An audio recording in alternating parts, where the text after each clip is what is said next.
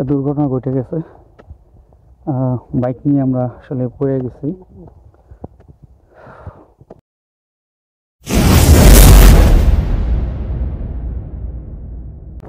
আসসালামু আলাইকুম, নতুন আরেকটি ট্রাভেল ভিডিওতে আপনাদেরকে স্বাগতম।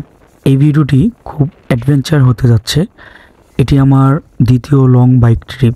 আশা করি এই ভিডিওটির সাথেই থাকবেন।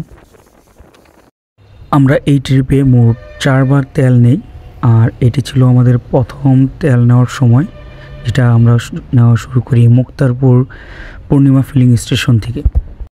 আর এটা হলো আমাদের মুক্তারপুর ব্রিজ, যেটা ষষ্ঠ চীন মৈত্রী সেতু নামে সবাই চিনে। আমরা যাত্রা শুরু করি সকাল 9:20 থেকে, যদিও ফজরের সময় আমাদের বের হওয়ার কথা ছিল।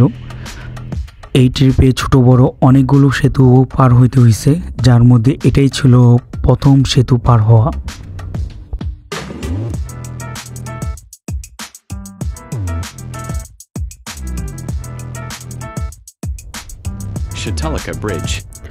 এখন আমরা যে সেতুতে আছি এটা হলো শীতলকা সেতু, যেটা নারায়ণগঞ্জ জেলার মধ্যে পড়েছে।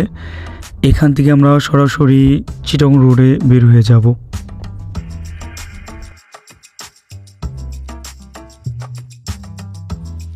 পুশপিন মেঘনা ব্রিজ।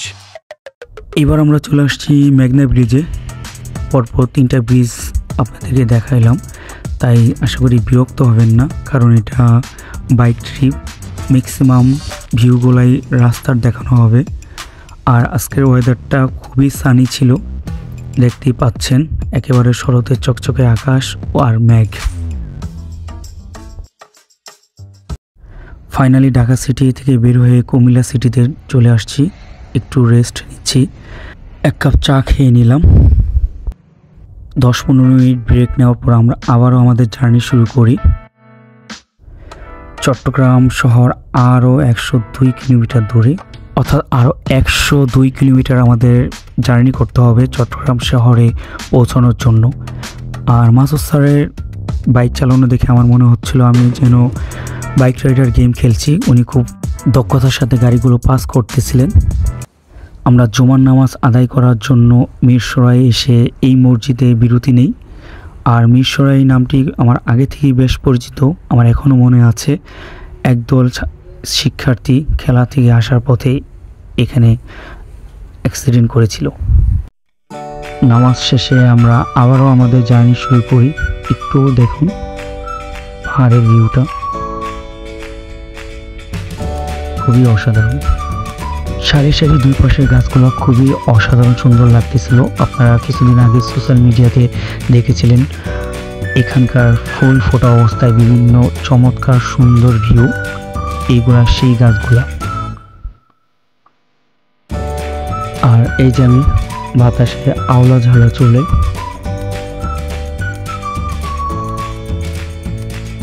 হাওয়া খাচ্ছি আর যাচ্ছি। এই ট্রিপে দ্বিতীয়বারের মতো তেল নেওয়ার জন্য আমরা যাত্রা বিরতি দিয়েছি।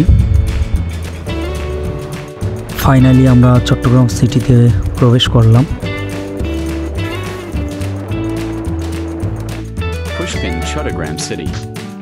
চলুন গতিময় পথে চট্টগ্রাম সিটিটা একটু এক্সপ্লোর করি।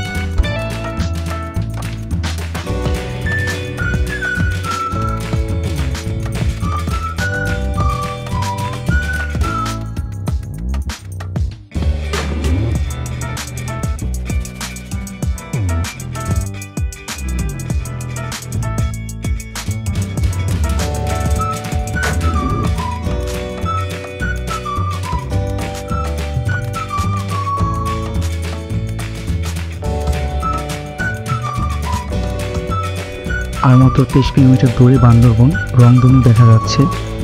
এখানে যদিও অনেক রোদ, কিন্তু বান্দরবনের শহরে ঢোকার সাথে সাথেই প্রচণ্ড রকম বৃষ্টি শুরু হয়েছে। আপনারা দেখতেই পাচ্ছেন কি পরিমাণ বৃষ্টি।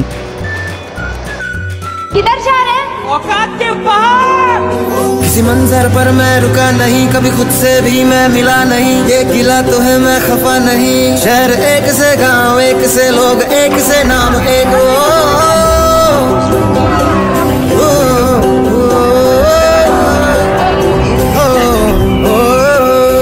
फिर से জীবনে কিচ্ছু লাগবো না, এগুলো আসল। সুবহানাল্লাহ। ভাই পাহাড়ে বাইক চালানো খুবই টাফ, এর মধ্যে প্রচণ্ড বৃষ্টি, আর আমরা জানি না আসলে কোথায় যাচ্ছি, কারণ পুরো পাহাড়ে ম্যাক্সিমাম যাত্রাপথে তেমন কাউকেই দেখা যাচ্ছে না। বুঝতে পারতেছি না আমরা আসলে সঠিক পথে আগাচ্ছিলাম কিনা। প্রচণ্ড বৃষ্টিতে কি পরিমাণ পাহাড়ি ঢলের মতো নামছে দেখতেই পারতেছেন।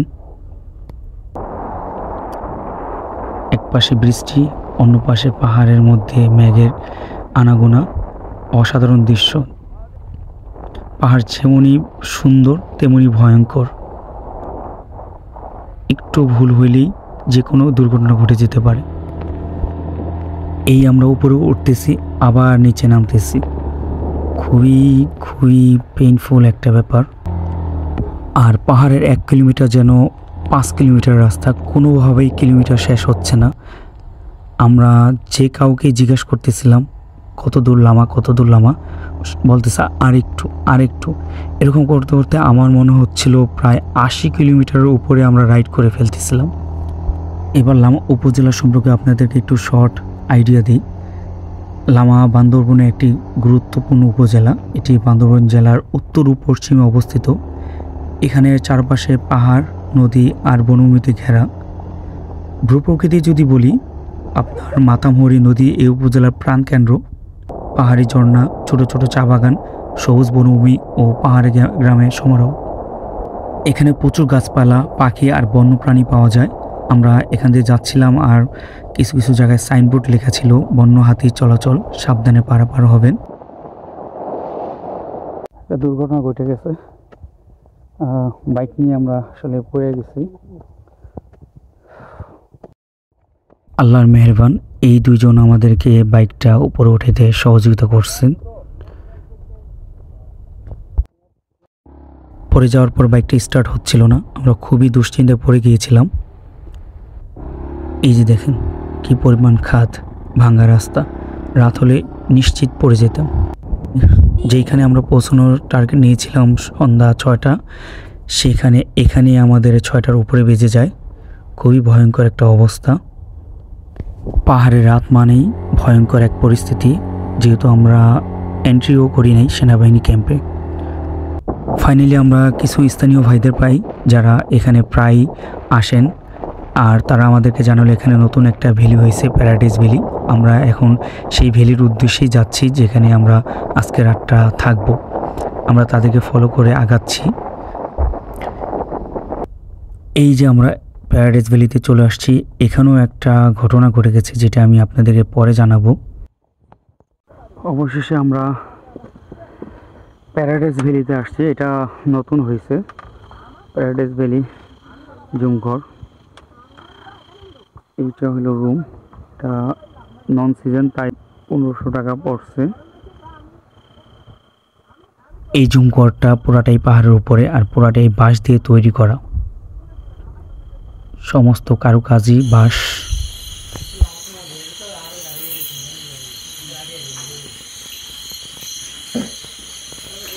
এখন খেতে আসছি। খাওয়ার পর আপনাদেরকে পুরা আজকে সারাদিন কি হইল সেই বিষয়টা একটু জানাবো। আমার মনে হয় বিষয়টা জানানো দরকার, কারণ অনেকেই এখানে আসবেন, আর সতর্ক হওয়াটা খুব জরুরি। আমাদের পুরো আজকে দিনটা আমরা সংক্ষেপে করে ভিডিও শেষে আপনাদেরকে বলবো ইনশাল্লাহ।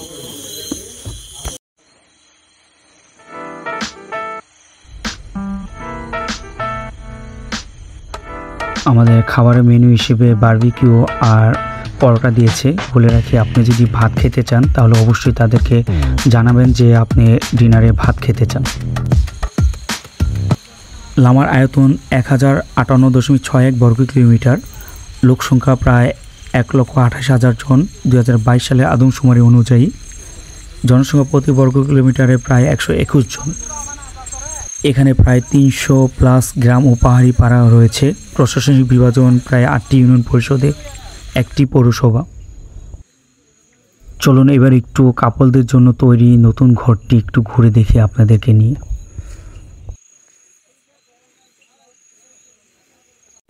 এই রিসোর্টে আপনার 8টা ঘর আছে, আর এটা নবনির্মিত, অর্থাৎ এটা এখনো কমপ্লিট হয় নাই। এটা এই রিসোর্টের সবথেকে সুন্দর চমৎকার রিসোর্ট। বারান্দাটা এখান থেকে ভিউ চমৎকার দেখা যায়।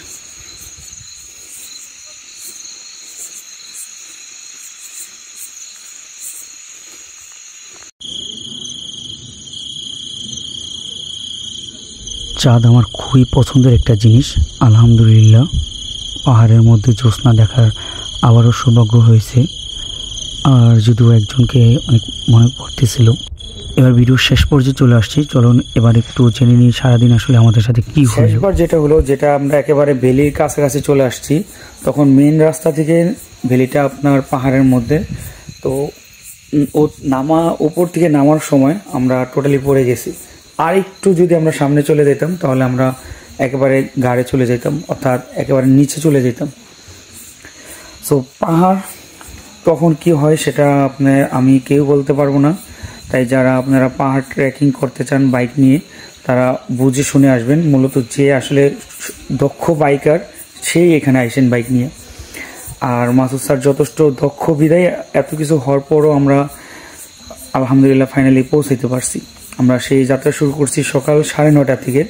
এখানে এসে পৌঁছেছি রাত 8:30। এর মধ্যে রাস্তায় যাকে জিজ্ঞেস করি, ভাই এই জায়গাটা কোথায়, সামনে যান সামনে যান। তো এরকম করতে করতে প্রায় 80-90 কিলোমিটার আমরা শুধু ঘুরছি। আমাদের মূল লক্ষ্য ছিল আজকে আলীকদম আসা, এবং আজকে আলীকদম শেষ করে আগামীকাল আমাদের কক্সবাজার যাওয়া। যেহেতু আমরা অলরেডি অনেকটা টাইম ওয়েস্ট করে ফেলছি, আমরা আর আগামীকাল কক্সবাজার যাচ্ছি না। আমরা সকাল এখান থেকে যতটুকু সম্ভব ঘুরে এবং বাকিটা ঘুরে যতটুকু দেখার সম্ভব দেখে ইনশাল্লাহ আগামীকাল আমরা রওনা করব বাড়ির উদ্দেশ্যে। আর আজকে ভিডিওটা এখানেই শেষ করব। পরবর্তী ভিডিওতে ইনশাল্লাহ আগামীকাল সকাল যদি আমি মেঘের যে ভিউটা সেটা যদি পাই আপনাদের সাথে শেয়ার করব। ভিডিওটা মূলত অনেক বড় হয়ে যাবে, আর প্রথম পার্টের অংশ এখানেই আজকে শেষ করব ইনশাল্লাহ। দ্বিতীয় পার্ট আপনারা আগামীকাল সকাল থেকে দেখতে পাবেন। ভিডিওটা যদি আপনাদের ভালো লাগে তাহলে অবশ্যই কমেন্টে জানাবেন, আপনাদের মন্তব্যগুলো জানাবেন, ভিডিওটা শেয়ার করবেন। পরবর্তী ভিডিও দেখার জন্য আমন্ত্রণ রইল। আল্লাহ হাফেজ।